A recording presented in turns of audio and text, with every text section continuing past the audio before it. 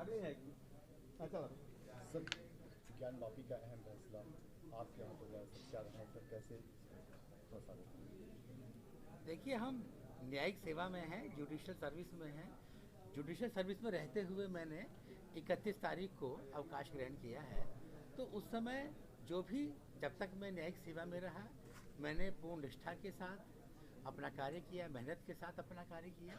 और मेरे मन में एक इच्छा हमेशा रहती थी कि जो भी मैं जजमेंट लिखूं, आदेश लिखूं, वो बेहतरीन होना चाहिए, उसमें कोई कमी नहीं होनी चाहिए।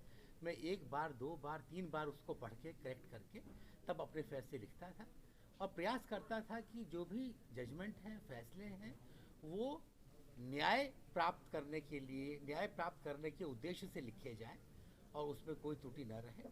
तो इसी वजह से जो भी मैंने आदेश किए, और वो सब इसी भावना से किए कि पत्रावली पर जो सामग्री है, जो साक्ष्य है, जो उभय पक्ष का जो वृतांत है, अभिवचन है, उनको ध्यान में रख के मैं अपने फैसले करूं और जहां तक हो सके न्याय के उद्देश्यों को वो पूरा करे और उचित हो, और जो मेरी बेस्ट ऑफ माय एबिलिटी है उसके अनुसार मैं फैसला लिखूं। यही मेरी हमेशा इच्छा होती थी। इसी उद्देश्य को पूरा करते हुए मेरे द्वारा जो भी आदेश किए गए, इसी उद्देश्य को पूरा करते हुए किए गए हैं। सर, अगर बात किया जाए तो अंजुमन जामिया मुसलमानों का ये आक्रोश है कि जो ये फैसला लिया गया, कहीं ना कहीं कहा जाए तो उसमें उनके जो है एक आपत्ति भी रही है, जिस पर उन्होंने लगातार विरोध भी दर्ज कराया है।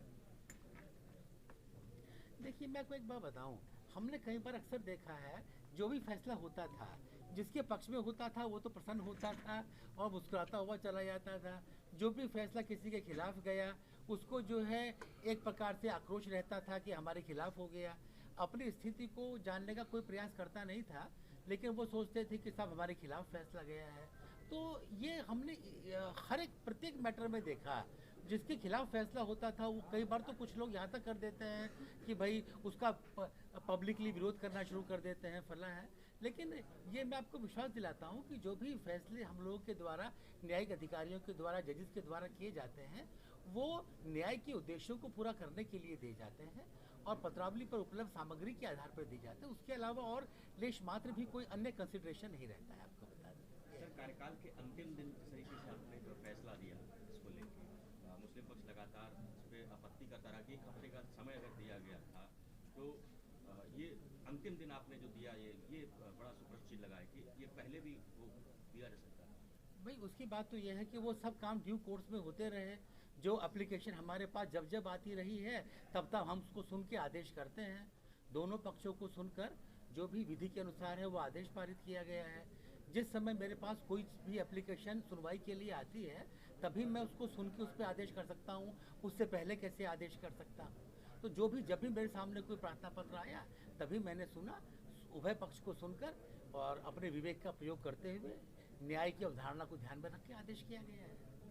ये बात है। सर, तमाम फैसला आपने दिया सर आज तक, ये लास्ट फैसला देने में कैसा लगा आपको, मतलब ज्ञान वापी को लेके? मैंने आपको बताया ना कि हम लोग जो है ये इसको डिस्ट्रीब्यूशन मैंने अलग से कभी नहीं किया। जो भी फैसले हमने किए, मैंने बताया आपको, जो भी फैसले किए सब अपनी बेस्ट एबिलिटी के अनुसार और ये ध्यान में रखते हुए कि वो न्याय के उद्देश्यों को पूरा करने के लिए किए जाए। इसके अलावा मेरे मन में और कोई बात नहीं आई कभी भी। सभी फैसलों को करते हुए यही भाव आता था कि अपना एक उचित न्यायपूर्ण फैसला करूं, जिसमें कोई त्रुटि न रहे, अपने हिसाब से।